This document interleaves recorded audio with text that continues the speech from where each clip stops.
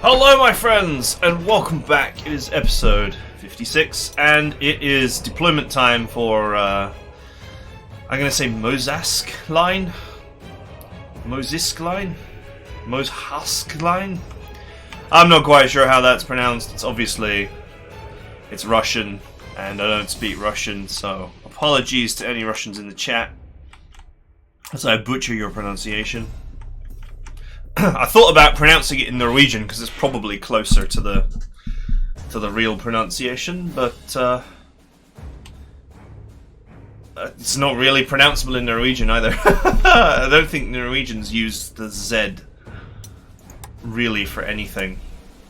And strangely, they don't use C either. They always change it to K. Get used to like words like click with 3 Ks. And, well, just anything with a C, really. Especially anything that they've stolen from English. Clip, also with a K, and so on and so forth. Right, anyway. We have a point to capture that is technically behind us. There is a little road that goes up here, though. And then, generally speaking, we've got a motion here led by the road to go from here to here to here. But we have an offshoot down here of which there is no easy way to get to. I guess the only easy way to get to it is this small road here. And there's an offshoot up here which is easily accessible from this position. There are also no supply hexes on the map. If you were courageous, or perhaps potentially stupid, you could, and it depends on how much it rains, but if you landed paratroopers here,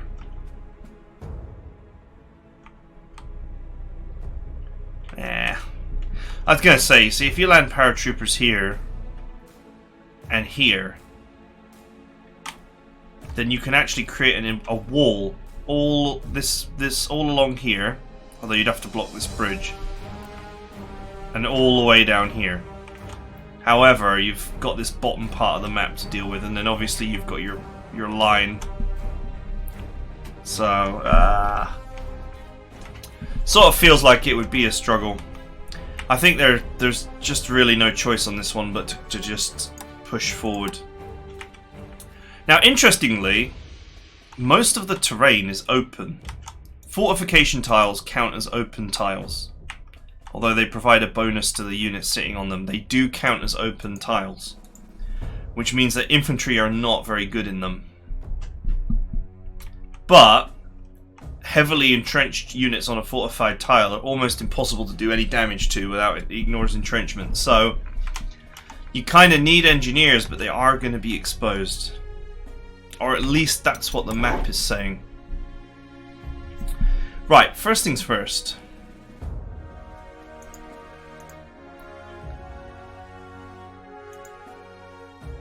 First things first.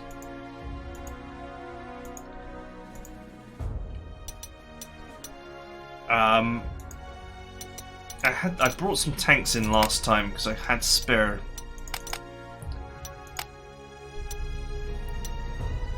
spare points with which to do so. Now I have a spare overwhelming attack. I can actually make a third surrender machine. Now the funny part is, you may be thinking, oh, you know, surrender tanks are going to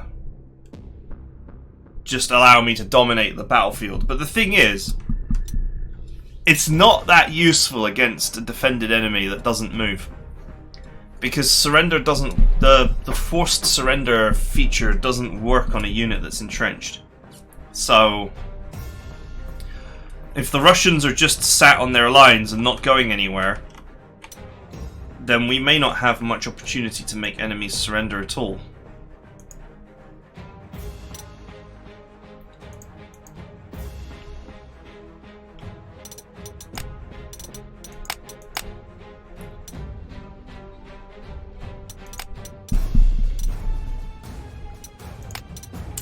Actually have a readiness there, which is a really good hero. There's actually a combo here that I can do with readiness and artillery support to make effectively invincible units, but I'm not doing it because it's too cheesy.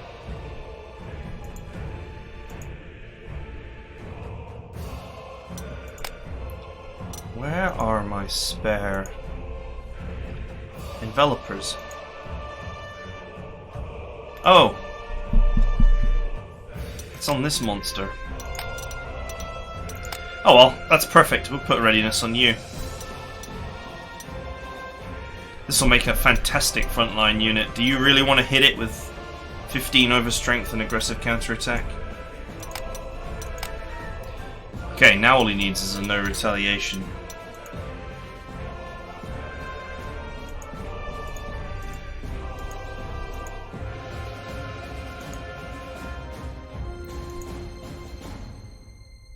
Which I don't know if I have one. There's a hit and run.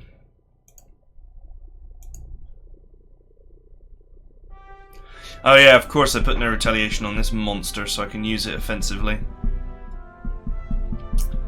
Now you can always abuse the feature that if you attack with this and the enemy dies, then there would be no counterattack.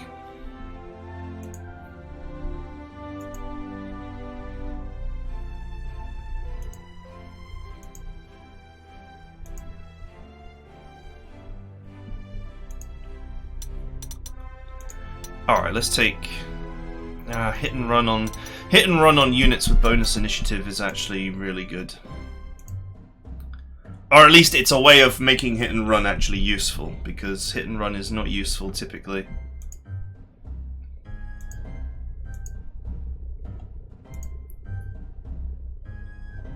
Hit and run works on this simply because it's a unit from the future and it has very high initiative.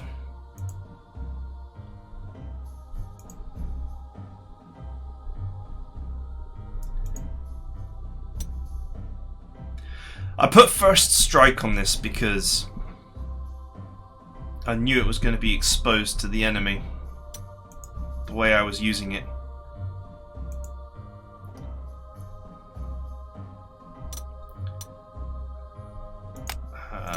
Maybe I'll take it off.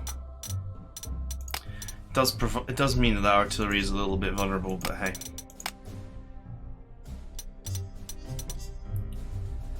It's not as good as no retaliation because the enemy still retaliates. But it does mean that you will strike first.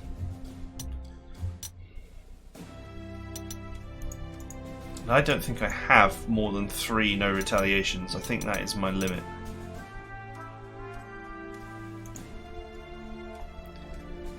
I think.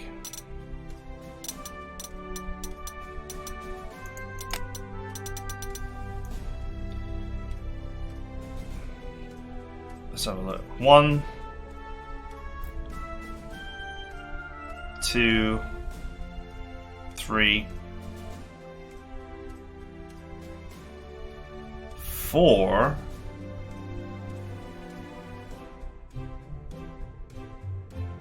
4. There's another one out there. Somewhere.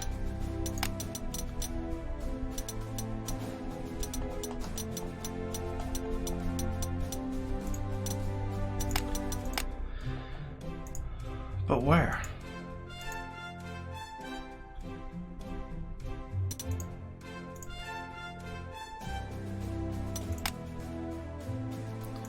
It's not still sat on a plane, is it?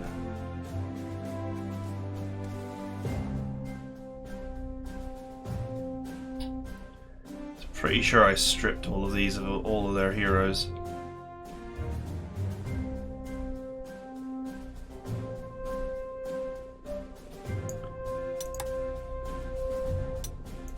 Okay, I know where 3 of them are.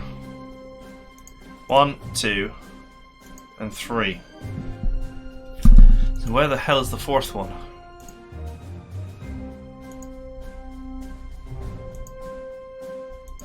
That's hit and run.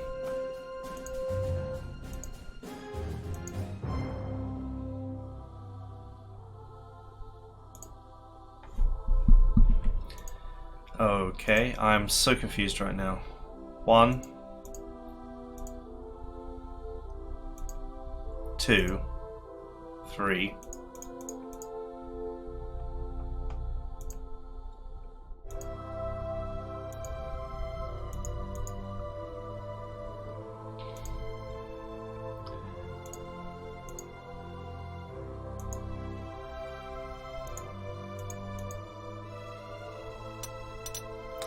Ah man, I'm looking forward to the new hero system. I'm sure it's going to be much easier than this. Have I overcounted here?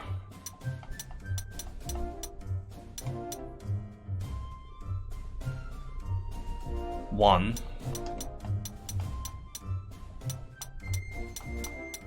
2. 3.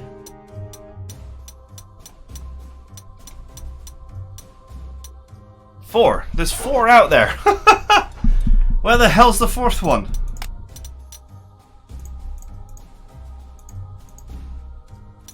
One of you guys are screaming at the screen right now.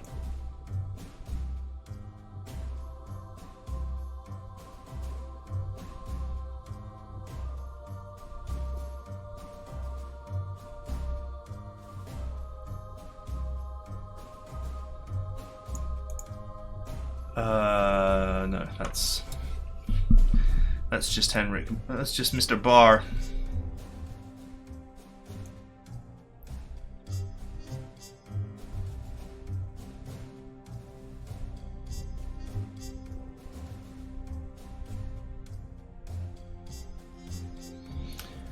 Okay, alright, we can solve this mystery by doing this.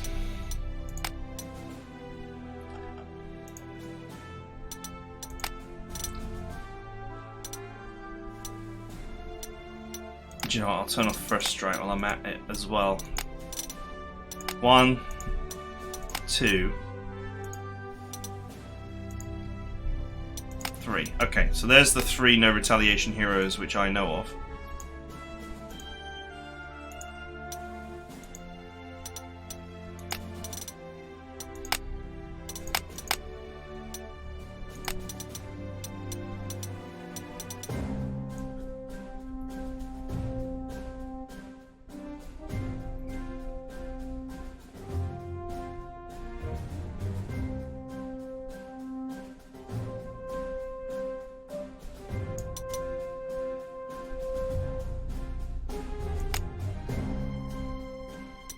Okay, well I just unassigned it.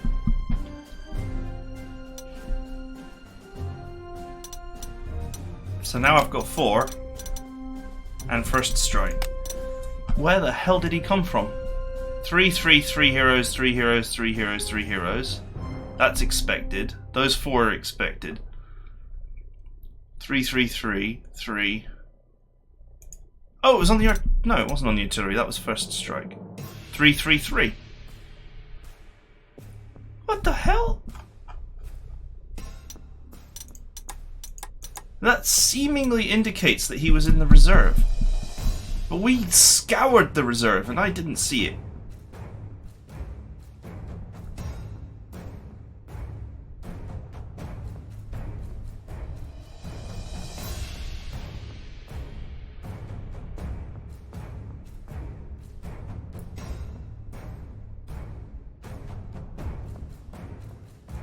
Okay, well that's weird.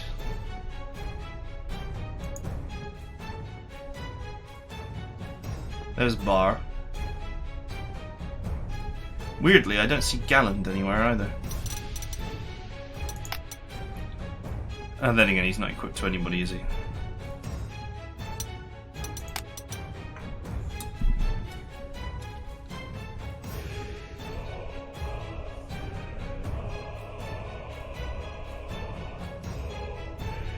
Wow, this is such a mystery.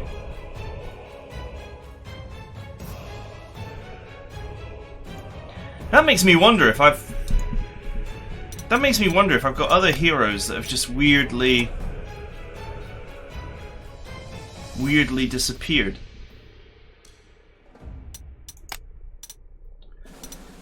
I was right to think that I had loads of no retaliation heroes.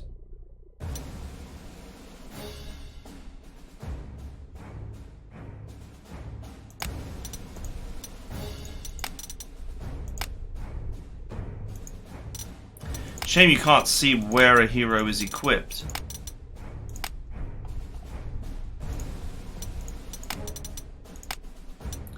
You know, that makes you wonder now. That makes me wonder if I have other heroes that are just supposedly equipped to something and yet apparently not.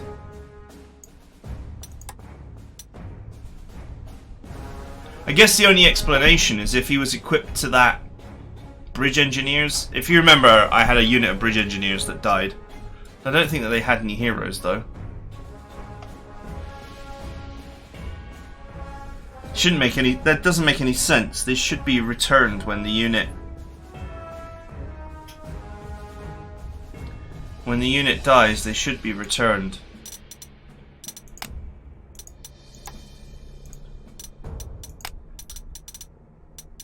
You know, that makes you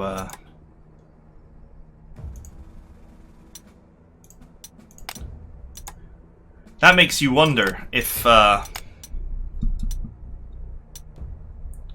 other heroes are disappearing.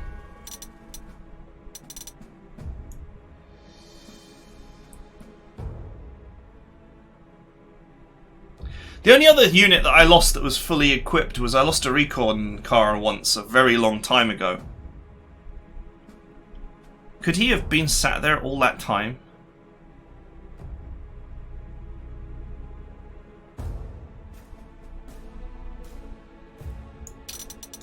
Okay, well that was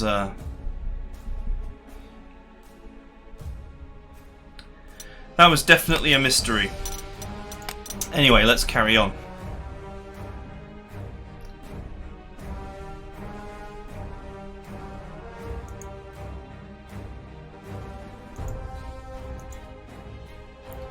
Got a set of engineers here that are probably going to be quite vulnerable. But I decided I needed an extra set of engineers to help me dig.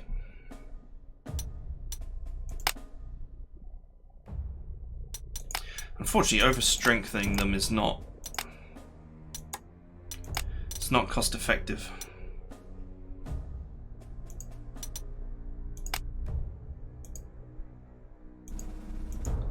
Slots wise, let's.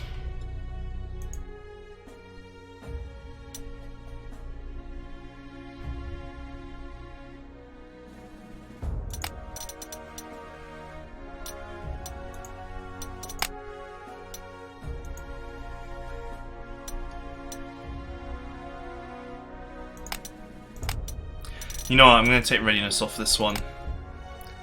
I'm sure it will be okay. Or we'll take some minor losses on it. I'm going to put it on these guys just to make them a little bit less pleasant to deal with.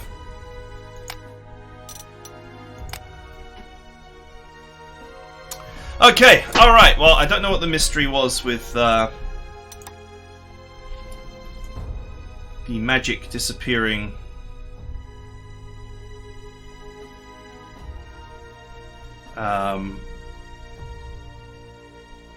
Magic disappearing hero, but we found him. Oh, we never found him. I have no idea where he was. He didn't seem to be anywhere on this list.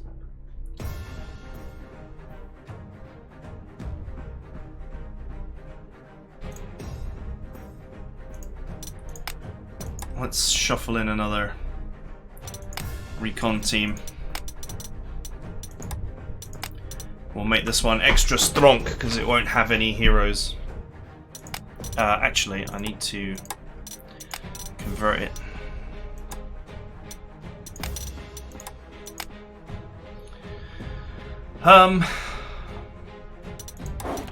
Okay, what do we got? Anything new?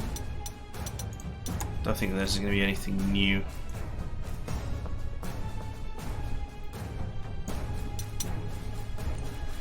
The F1 and 10F. Okay, we looked at that earlier. It's just like an inferior bowfighter. Plus, anyway, it's apparently going to be snowing the whole time, so... Either snowing or raining, so...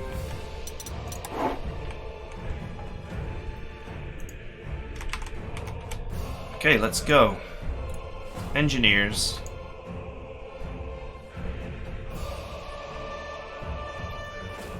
I think this is going to be the rough fight up here.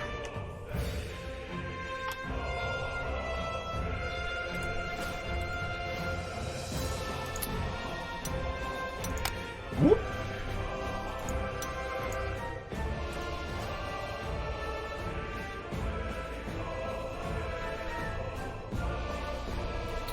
Okay, alright. So, we haven't got much in the way of wiggle room for our deployment here.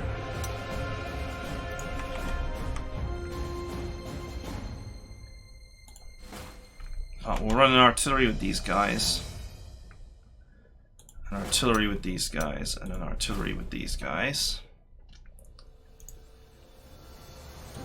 We'll run the evil slayer of everything.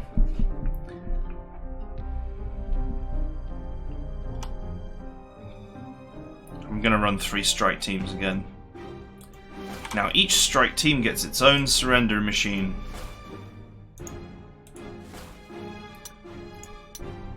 North strike team can have mini anti-air. So the plan here is that these two strike teams will be unified pushing this way, but then one will go down here to clean up this and one will go up the center. And then this strike team will go up and across and probably be meeting up with the middle team at this point around here, or going up here and then double backing on myself.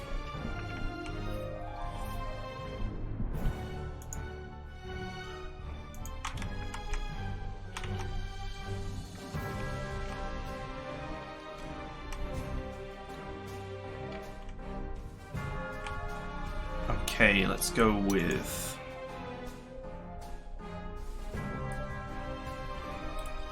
the immolator down here. And one up here.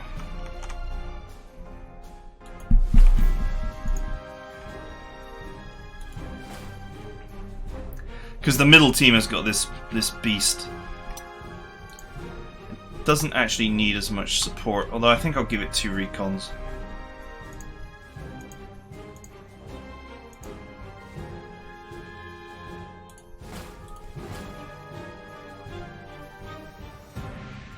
Okay, you for the top team, you for the bottom team, and good old Stewie. It's sort of weird to put Stewie with the team that's got the 21cm gun because they both serve as heavy anti-tank.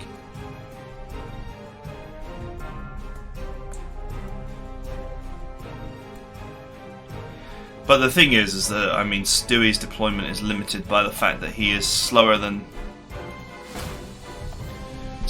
you ever dreamed of or dared to imagine. So really, the only thing I can do with him is to move him down this road until he gets up here. It's that simple. So I got Master of Blitzkrieg, so all my tanks have got +1 movement, and all of these tanks have got 5 movement anyway. 6 movement in the case of the T-40s. So they can definitely move. And the recon cars have got 8 movement, of which they're going to pay 2 a tile minimum, so they've got a movement of 4 in a staggered way and further on the road. But Stewie is stuck with 4 movement, which ironically makes him slower than all the Toad stuff, because the old Lulz tractor is actually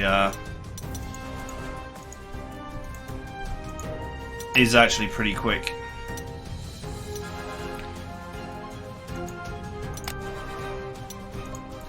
I'm just double checking that they are all upgraded to the latest version,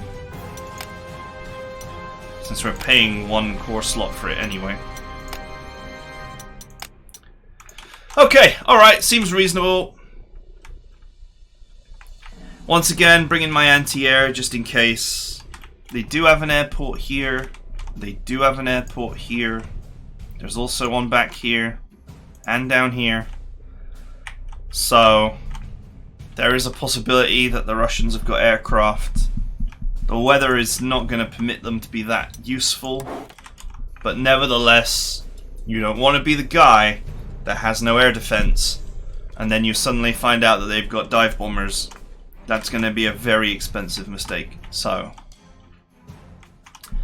I'm going to leave my aircraft at home, but I'm not going to walk into the battle unprepared. And I just think it's worth it.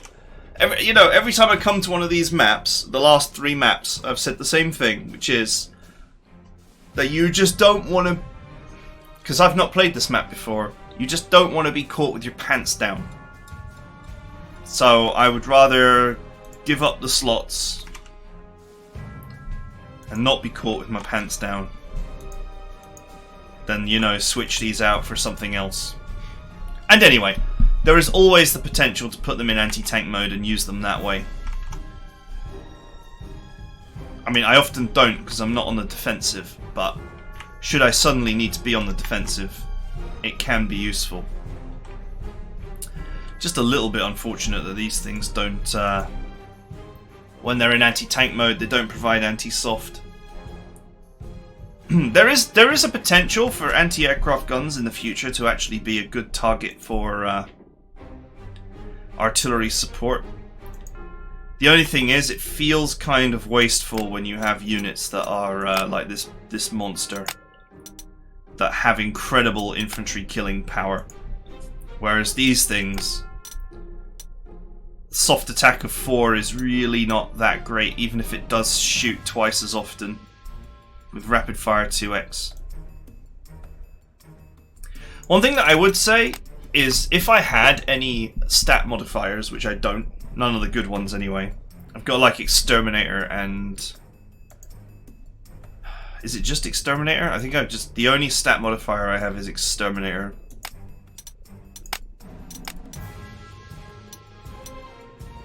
+5 against units below 50 strength. I think that's the only stat modifier I have.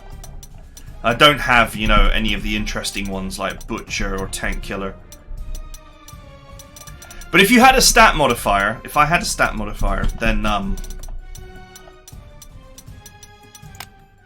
what you could do is you could place that stat modifier on an anti-aircraft gun and then put artillery support on it and actually use it as artillery support.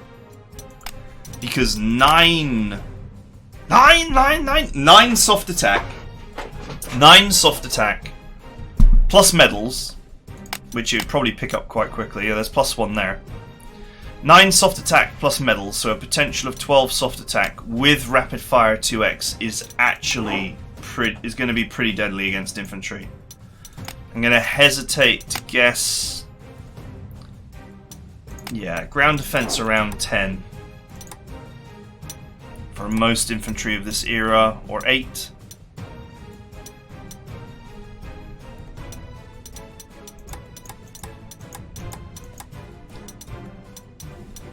Yeah, baseline ground defenses of around 9 or 8 for most infantry, sometimes even lower.